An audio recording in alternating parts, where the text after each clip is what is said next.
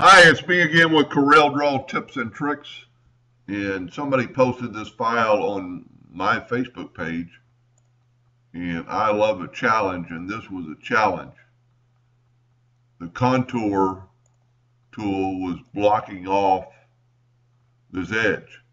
The only reason I think it is because Corel Draw is limiting it to, like, this is a 0.25 contour, and this is way past the thickness of that 0.25.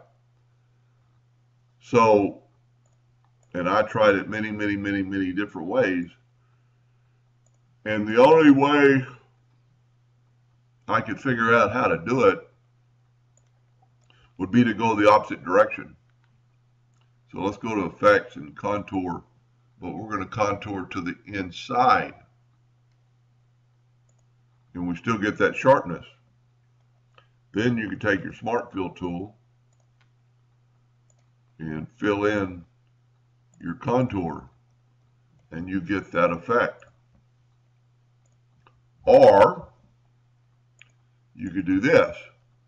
You have your 2-point line, or your hairline, and this gentleman's file is in millimeters, so I don't know exactly what everything is, but let's go click on this, and let's go to like 4 millimeters, and we're going to pick mitered corners, and we're going to limit it to 0.2. Now we have sharp corners, and we have a outline, and then we could take the color eyedropper and then fill in our lightning bolt. Now you will notice these two are the same, but Corel has, because it's doing that sharp point, well, they might not be exactly the same.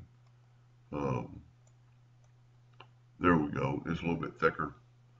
Anyway, that's a good one. Hope that helped a little bit. Thank you for watching.